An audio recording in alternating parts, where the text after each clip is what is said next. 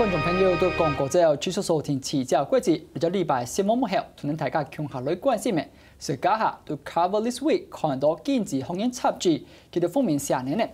，The threat to the world trade， 川普總統李亞宣布就已經正式簽署咧，而對進口嘅鋼、鈉、阿魯米相關產品打25%到15%嘅關稅，到底兩件事情就幾大影響。今日節目地度為大家繞強度係中華經濟研究站東協研究中心的戚俊慈戚主任，主任您好。您好，各位观众大家好。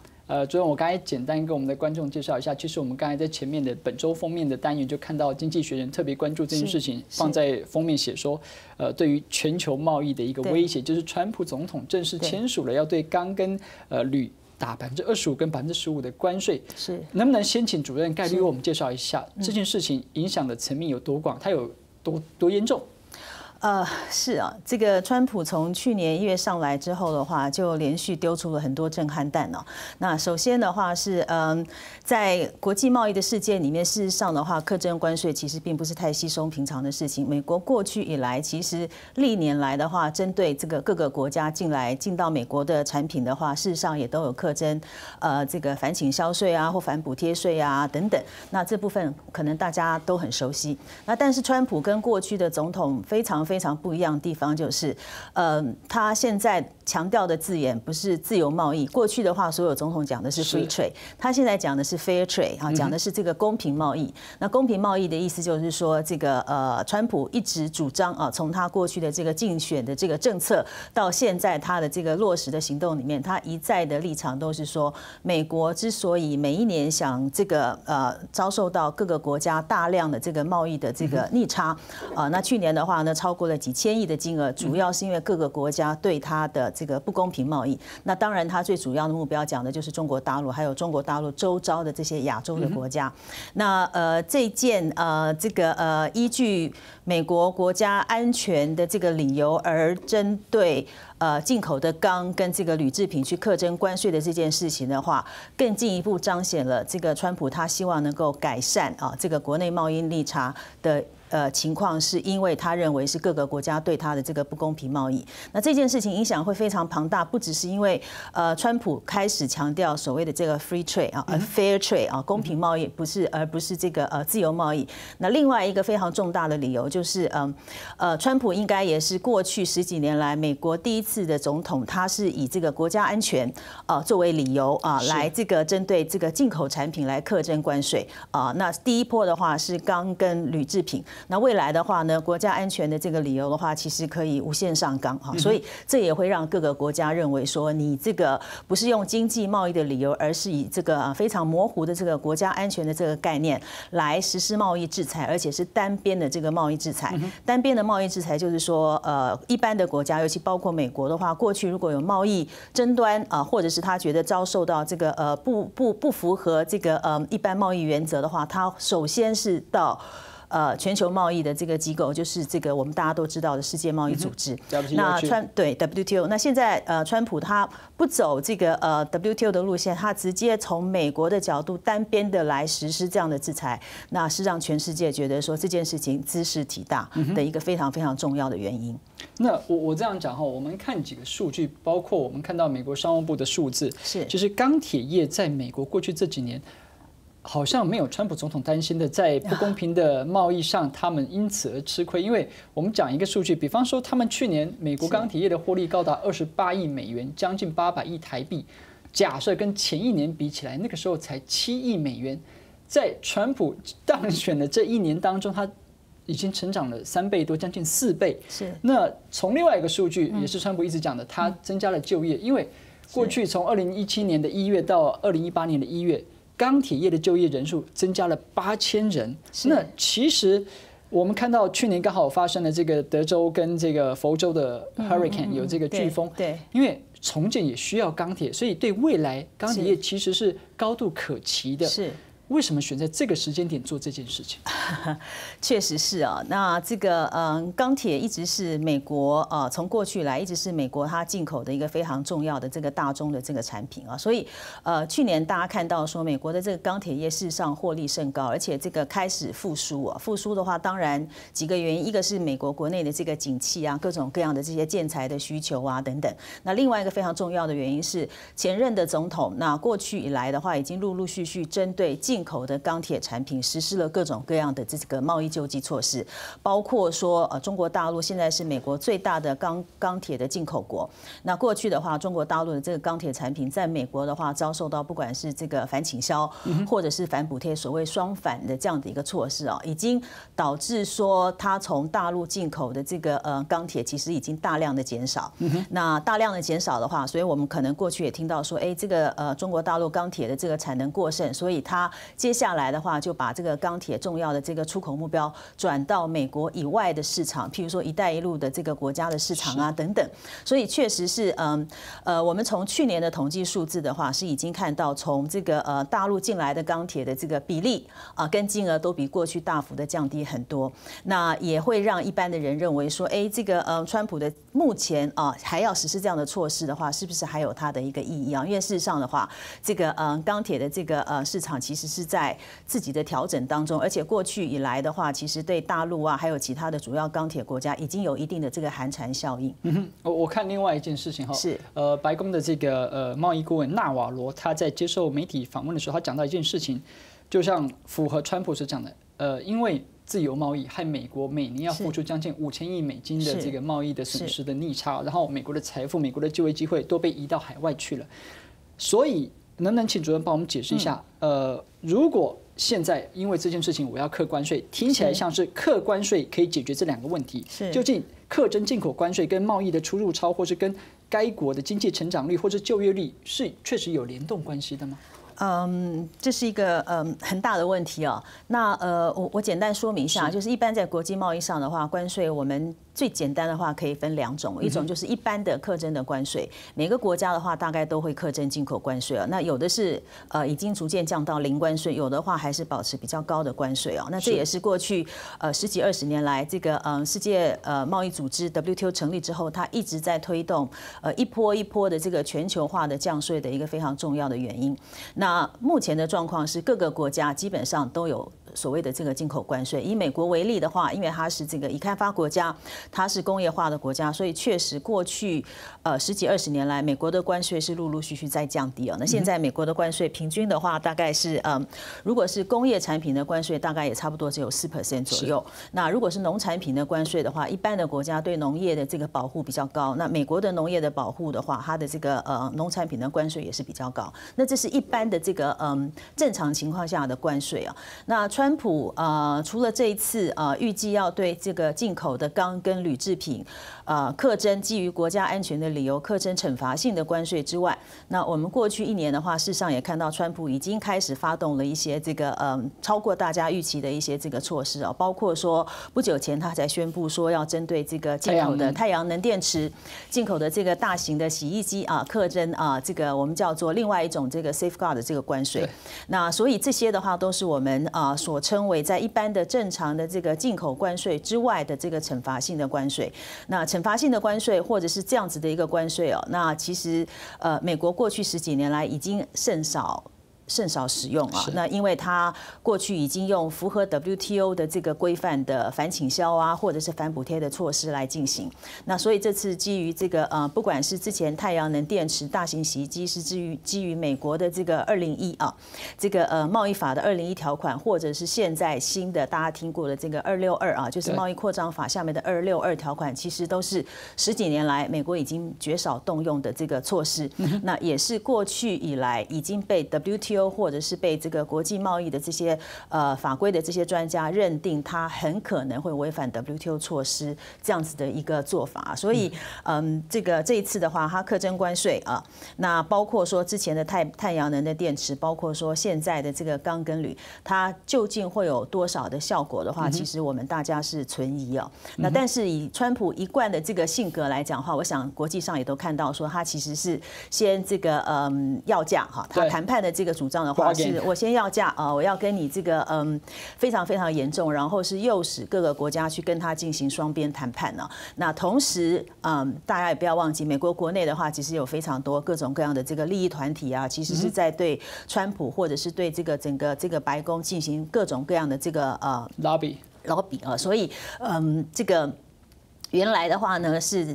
这个川普是说对全球的国家没有一个国家幸免了。那但是现在的话，我们看到它慢慢开始有一些弹性了，包括说美国跟这个加拿大还有这个墨西哥是它的这个友邦啊，可能这个不宜这个一下子哈对他们这个实施各种各样的措施。那我们也看到这个澳洲啊，澳洲的话现在也是这个川普在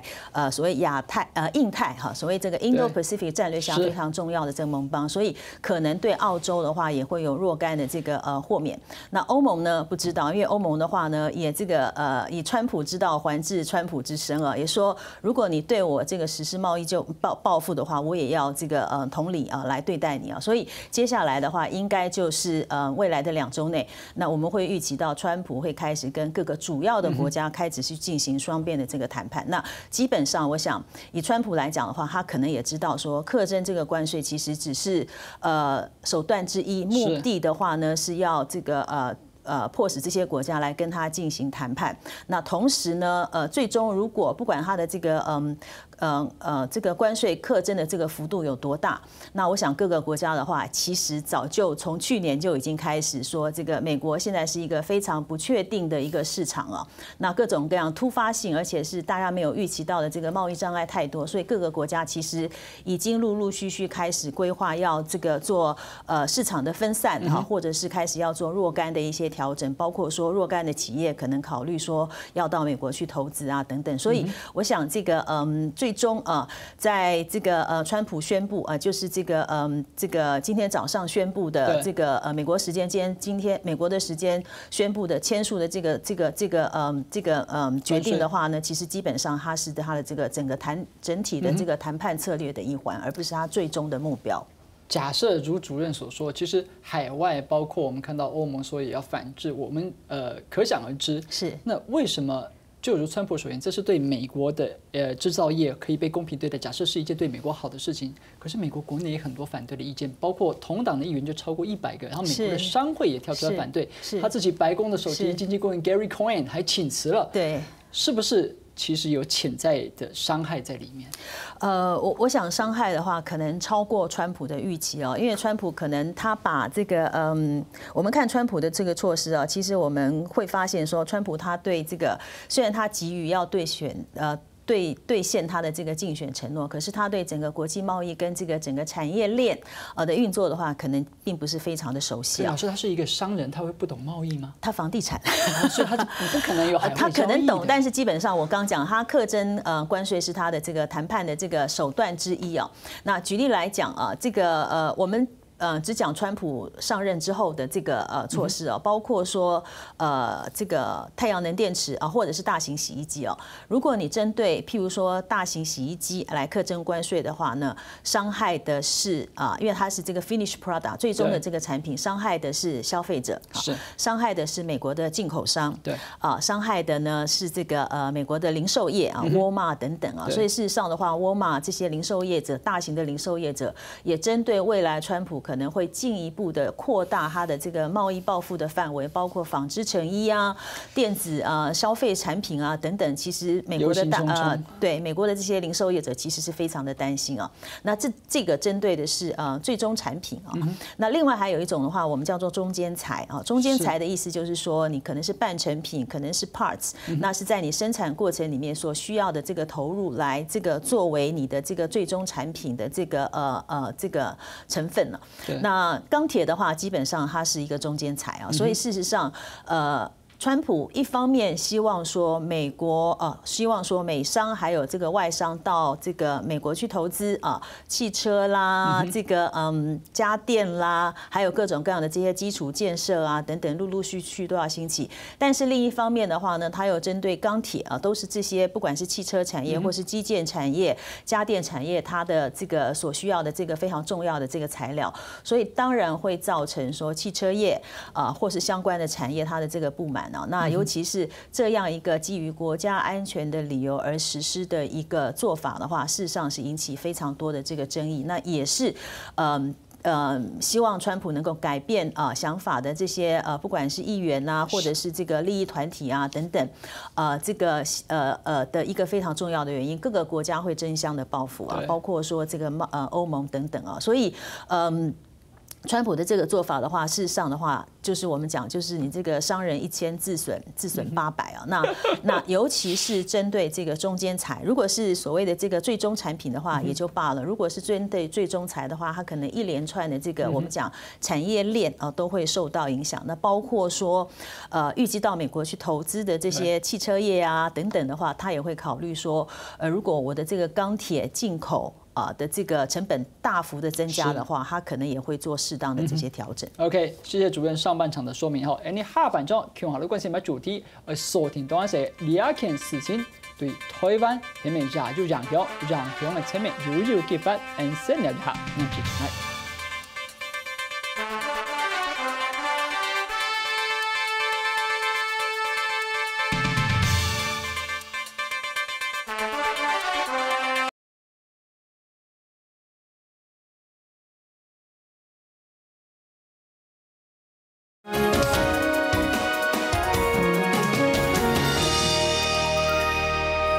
大家鼓掌到討論現場，上半場你討論到你川普針對全球除了加拿大還有墨西哥以外國家打鋼到利 GP 的關稅，老師這一點我有一點不太清楚，就是他竟然用國安當理由，然後現在已經先說了像加拿大跟墨西哥卻因此豁免，那這當中的標準是什麼？我們有一點覺得好像有點矛盾。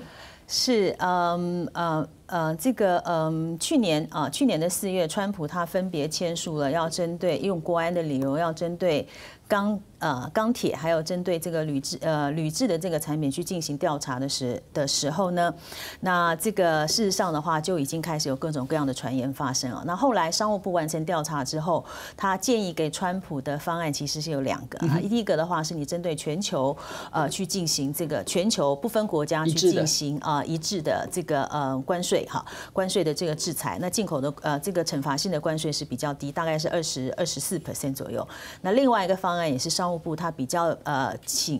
這個偏好的方向是，你針對特定的國家，所以商務部其實是建議了它12個國家。那這12個國家的話呢，它的這個懲罰性關稅是比較高，大概是超過40%。哇！那最終的話，川普他是選擇了針對所有的國家的這個方案。那為什麼現在會發現說這個川普又說了這個加拿大這些國家的話我們可以豁免？那當然是因為他宣布之後的話，這個包括說很多人來反映說我們的盟友你不應該傷害他。那還有一個非常關鍵的理由，就是大家可能記得，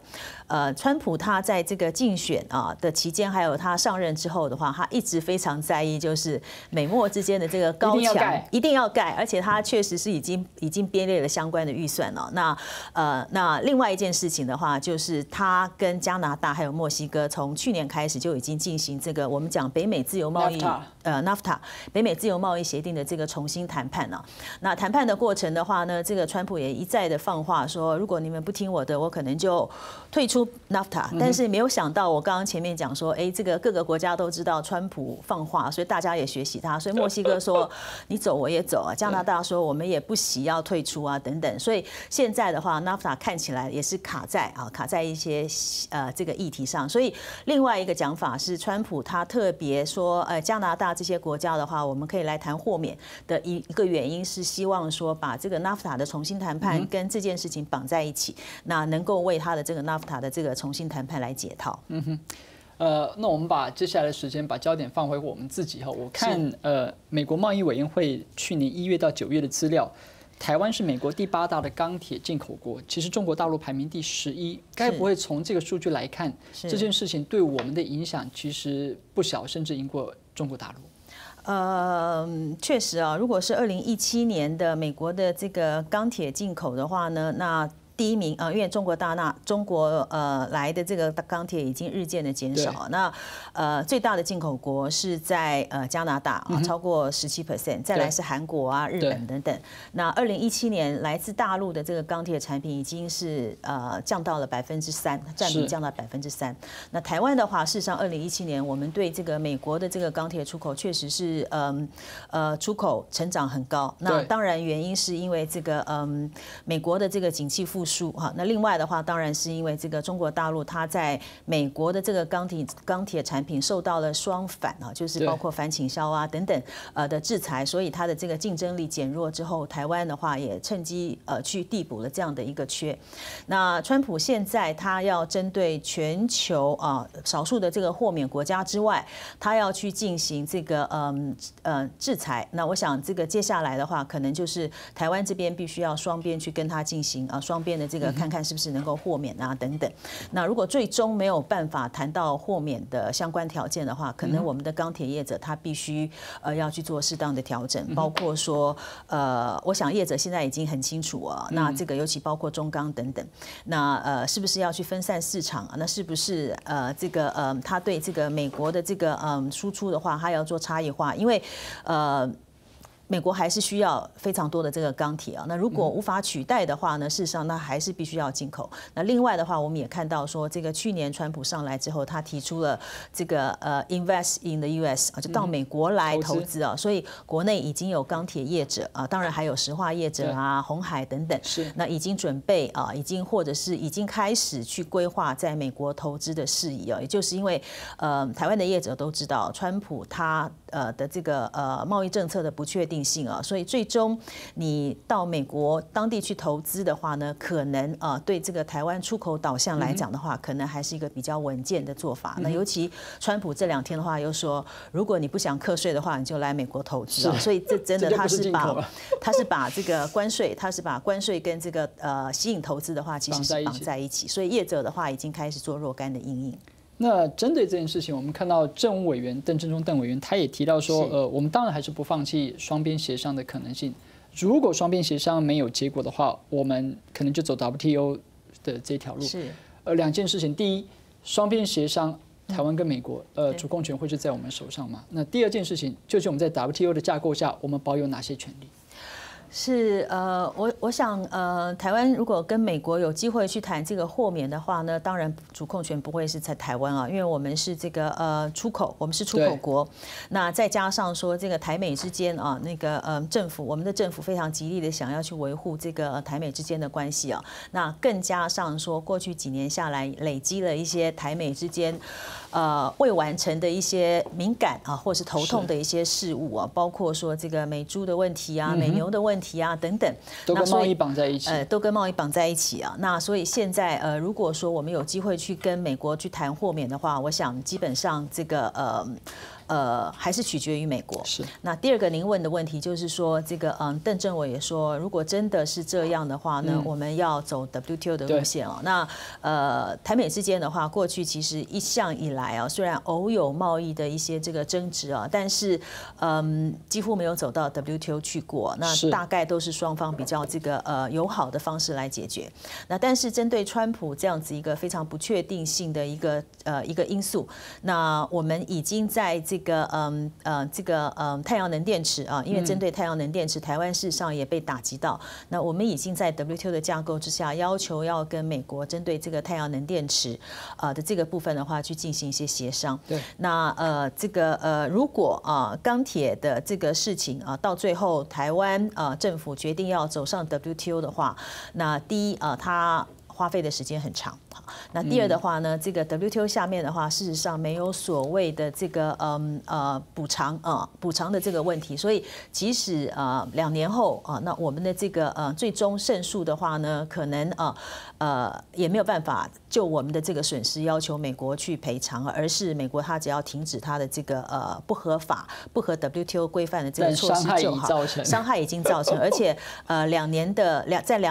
譬如说这个案例要走2年之前的话呢，可能能我们的业者出口的话，已经大受的影响。那第三个非常大的这个变数，也是我们看到说，过去这段时间，包括 WTO 的秘书长啊等等，通通都跳出来这个发言的原因，就是川普还有美国现在的这些这个主政者的话，其实已经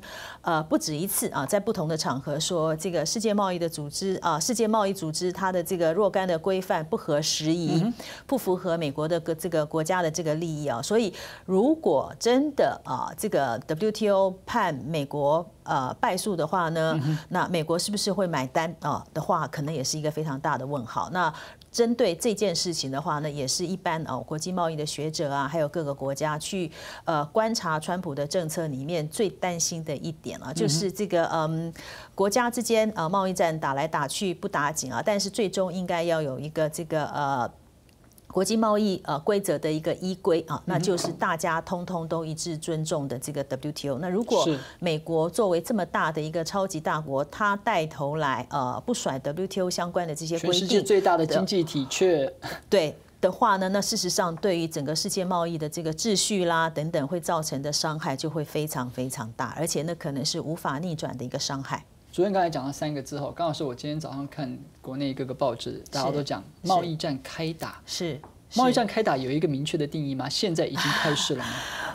贸易战呢，我们英文叫 trade war， 很多人都说这个贸易战要开打。那我个人对使用贸易战的这个字的话，我是比较谨慎因为我们一般讲的贸易战呢，或者是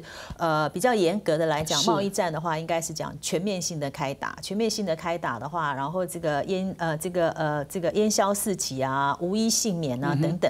那贸易战的话呢，我们看到一般来讲的话，大家会比较常举的例子是在1930年代的时候，对。美国对所有的这些进口产品的话，这个高筑这个围墙啊，那这个对美国自己造成了非常大的伤害啊。那也是那个时候各个国家开始讨论要有这个国际的贸易机构来治理的原因。那现在的话呢，我们看到的是川普是针对不同的国家有一些零星的一些制裁。那如果真的引起了各个国家的反扑，然后开始不受控制，是全面性的这个互相的报复的话，那才是我们讲的贸易战。会不会发生？不知道。